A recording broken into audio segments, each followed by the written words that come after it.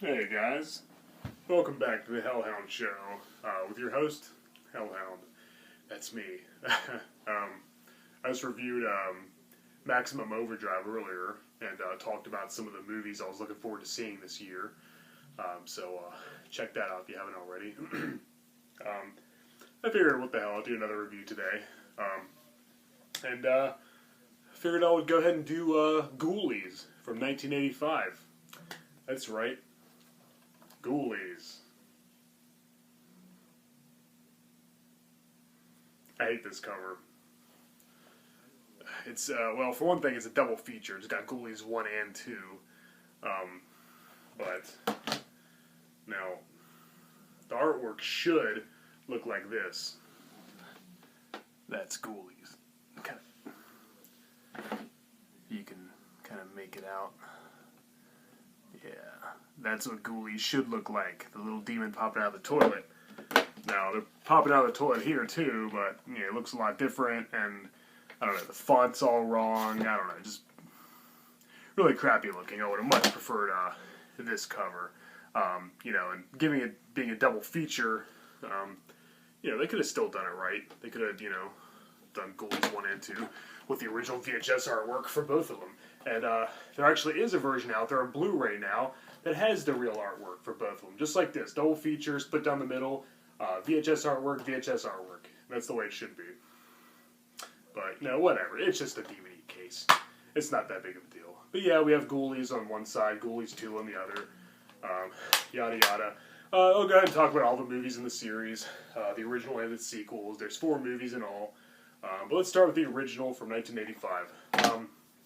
Now, it's usually regarded as a Gremlins ripoff, but if you do a little research, you'll find that apparently it was actually in production before Gremlins came out under the title Beasties. Charles Band, I guess, planned on making it, you know, before Gremlins was even released. Now, the first one was directed by Luca Bercovici. I don't know. I've never heard his name pronounced, and I'm not familiar with any of his other works, so I don't know. But it's basically a Charles Band movie. I'm pretty sure he wrote it, if I'm not mistaken. He's behind a lot of the Full Moon pictures, so, you know, fans of that should recognize his name. Anyway, the premise is that Jonathan Graves, played by Peter Liapis, and his girlfriend Rebecca, played by Lisa Pelican, move into his old, where his father used to live. It's a pretty big mansion, very gothic looking. It's got a really cool garden with a cemetery outside. Really cool looking place. I would love to live there. It's like my dream house, actually. So yeah, yeah, really cool place. They move in there. The guy who raised Jonathan is the caretaker, I believe. And in the very beginning of the movie, the opening, it shows Jonathan's dad, Malcolm Graves, who was a Satanist, a cult worshiper, devoted black magic practitioner. He's forming a ritual. I think he's trying to use his own son as a sacrifice. And I'm pretty sure it's Jonathan's mother that he ends up killing instead. It actually shows demons in cages, all kinds of crazy stuff, pentagrams, you know, I don't know what they're doing, drinking goat's blood, you know, sacrificing virgins, who knows, all kinds of crazy, you know, satanic stuff. So, summoning demons, I'm not even sure what they're trying to accomplish, but, huge black magic ritual going on, and, so then, the caretaker, as I mentioned, ends up taking the baby away. I guess he raises Jonathan like his own, and his dad, Malcolm, I guess, dies sometime after that. I think it does explain it, but it escapes me at the moment as to what happened. I guess maybe his power got the best of him. Who knows? Anyway, he's buried outside. There's a gravestone that says Malcolm Graves. I'm not really sure whether Jonathan's trying to figure out more about who his dad was or what, but he finds all kinds of, you know, the whole black magic get up in the basement. This weird scepter, the black cloaks, I think a book of spells. You know, there's a pentagram on the floor. I think he actually draws it, though. Candles, just all kinds, you know, the whole 9 yards. And so he invites a bunch of his friends up to aid him, assist him in his some of his crazy rituals. His girlfriend, Rebecca, doesn't even know who he is anymore. You know, she's starting to... kind of gets, he's kind of starting to scare her away, so to speak. So anyway, yeah, he has this big party. These people don't really know why they're there. They're just kind of there to party. There's one guy named Dick, but you can call him Dick. He break dances on the floor. It's a wild party, typical 80s, fun. But, and he starts summoning demons. He summons these two little midgets, too, to do his bidding. And the female one was actually played E.T. So it's pretty sad. The most famous actress in the movie was the one who played somebody who played E.T. So, but these movies are terrible. They're absolutely horrible. But I love them. I just love them. They're guilty pleasures. But anyway, back to what I was saying. Yeah, so he has this party. Nobody knows what's going on. He summons the demons, the ghoulies. There's a little green one, the one on the cover, the other cover that I showed you. There he is again. The one that pops out of the toilet. There's one that kind of looks like a rat.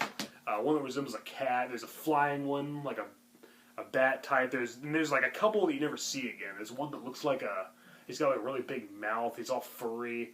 And there's one that comes out of a clown puppet. A clown puppet comes to life and starts chasing this girl, and then its eyes bleed, and it rips itself open and reveals some monster inside. Never hear about it again. It's really weird. But the thing about this movie is, it's not so much about the ghoulies themselves. In fact, you could take them out of the movie completely, and it wouldn't hardly change a thing. You could take them out, call it Black Magic House or something, and it wouldn't feel like you missed anything. So this movie's not about the ghoulies, and I think they used them, on the cover, promotional material, hell, even the title, probably to sell tickets, probably to make money, because Gremlins was such a huge success. Now, I mentioned this movie was in production before Gremlins. Charles Band had the idea, but I'm sure after Gremlins was a big hit, that, kind of helped make the movie. They wanted to make it look like it was more about the ghoulies, but it's really not. It's more like about black magic. Jonathan, delving into the dark arts. He gets his girlfriend to control. He controls her. He gets into his every command. All kinds of crazy stuff. He even accidentally resurrects his dad, Malcolm, who comes back as a rotting zombie.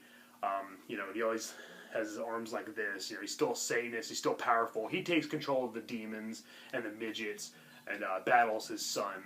For a reason I don't know. He says with this weird line, "Kiss me, my son. Let me drain the life from your lips." It's really crazy. He even disguises himself as a beautiful woman one time. But yeah, the demons start killing people. The guests in weird ways. I guess they're making sacrifices. His dad comes back. And he's played by Michael DeBar, Malcolm Graves, and he's a great villain. I think he was the best part of this movie. He plays a really good bad guy. He really gets into the part, too. He really takes it seriously, and I think it actually really worked. You'd think this movie would be really funny, goofy, really corny, and it is, but it's also pretty dark and serious at the same time. It takes itself pretty seriously, unlike some of the sequels, considering the subject matter. But yeah, anyway, it's not really much of a Ghoulies, mostly about black magic.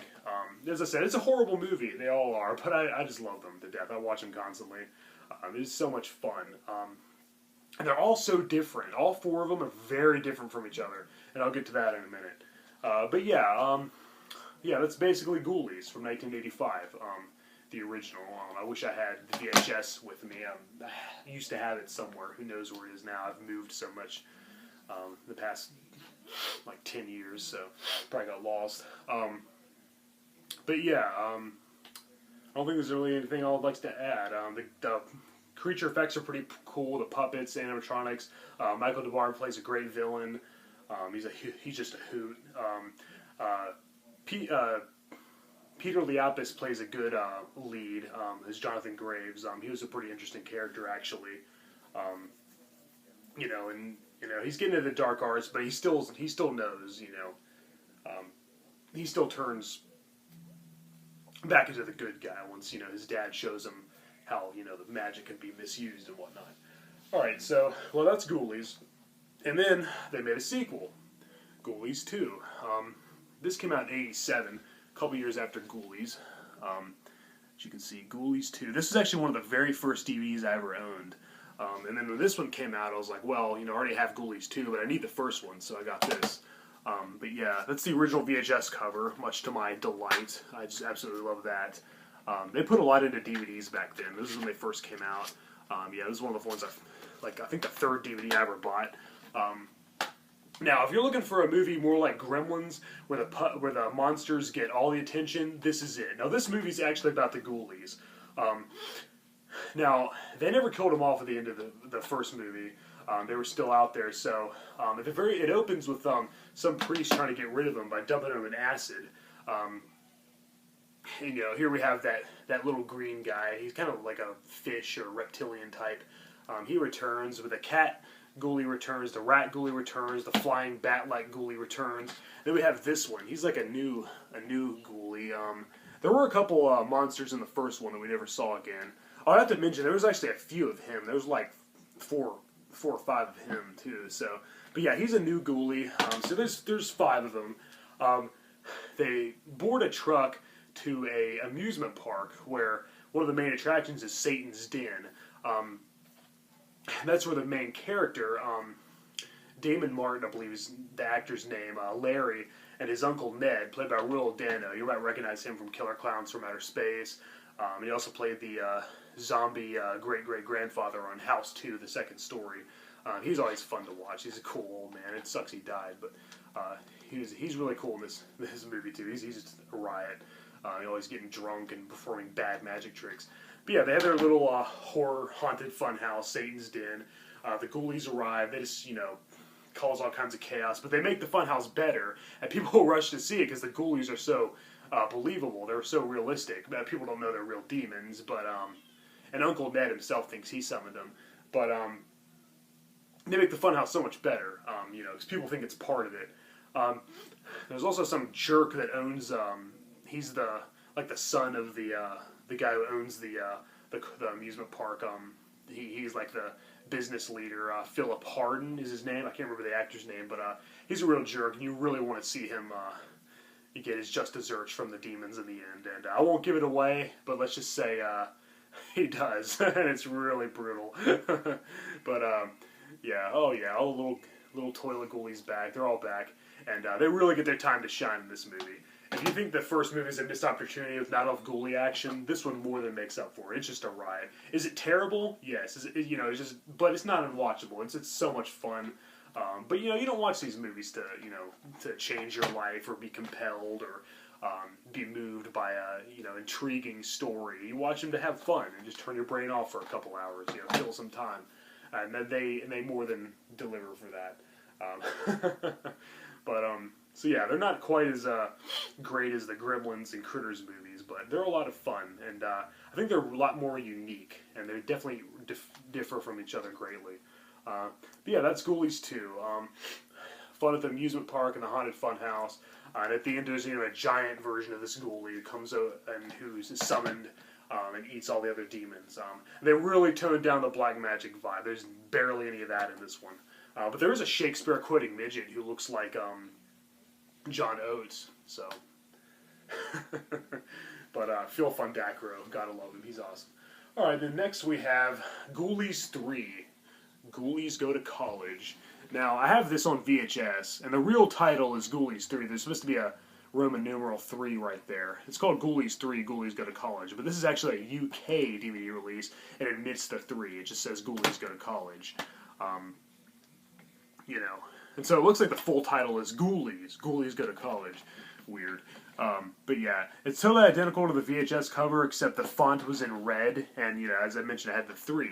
And yeah, this is a UK DVD release. You'll see notice the rating right here, 15. Only suitable for people aged 15 and up. That's pretty interesting.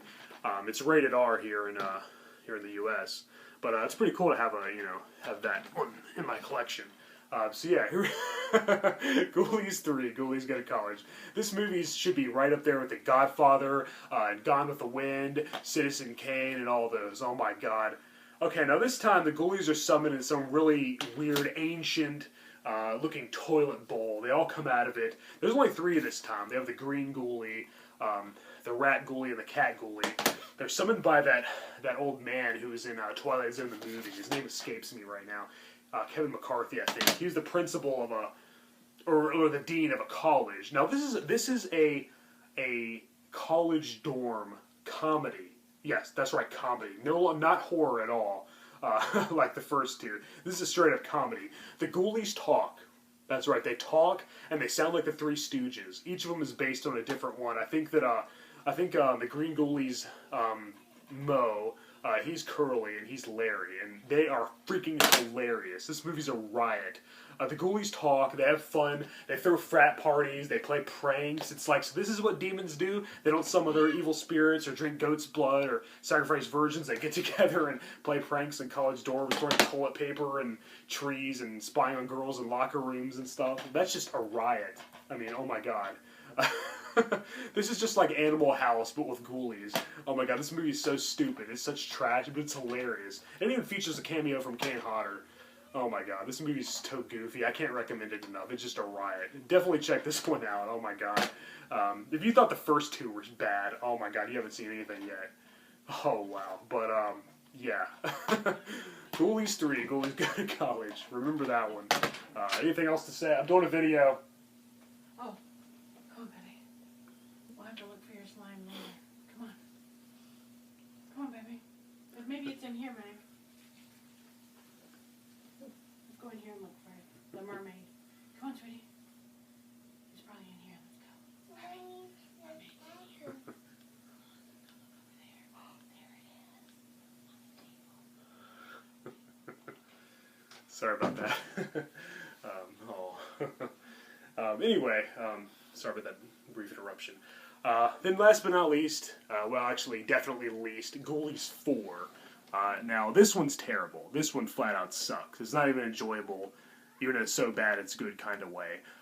The main thing that's good about it is it brings back Peter Lapis as Jonathan Graves. He reprises his role from the first film.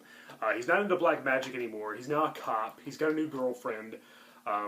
There's this chick who wears black leather, who's like some kind of Satanist who tries to please a hooded demon, who actually turns out to look just like Jonathan. He's like an evil duplicate of him.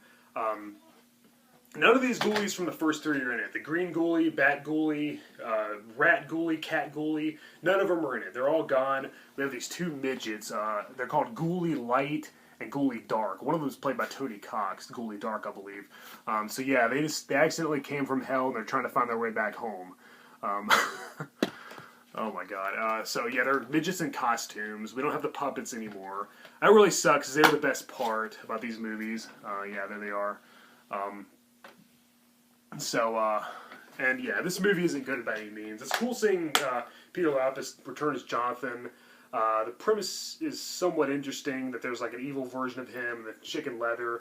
I think the tagline is, yeah, a little black magic, a little black leather, and a lot of black humor. Too bad it didn't succeed where Ghoulies Go to College did, which this movie's just friggin' riot. Yeah, this one fails at so many levels. It's easily the worst of the bunch. I don't really recommend it, but if you're a completionist like I am and have to see the whole series and collect them all, whatever, well, that pretty much speaks for itself. You gotta see it. But, yeah, well, there we have the entire Ghoulies collection. 1, 2, 3, and 4. I'll probably be getting this double feature on Blu-ray soon. It's pretty cool having the original artwork on the Blu-ray. Sadly, this release does not. But I showed you what the poster looked like, and it's really cool. Little demon popping out of the toilet. That's actually on all the covers. They're all coming out of the toilet in all of them, except for part 4. But, yeah, that one sucks. So, well, that's Ghoulies from 1985, and the sequels. Ghoulies 2 from 87, and these came out in the 90s. I think this was in 1990, Ghoulies 3. And this came out in 92, I believe. Yep, I was right. So, that's the Ghoulies series for you. So, if I were you, I would rush out right now and go buy them or rent them or whatever, so you can watch them right away, because they're just awesome. Except for part 4, it sucks. Yeah, as I said, terrible movies. Utterly just total trash, but they're just so much fun to watch. So yeah, well, I'm Hellhound. Thank you for watching my show, and watch out for those ghoulies. Better check your toilet. All right, keep it horror, guys.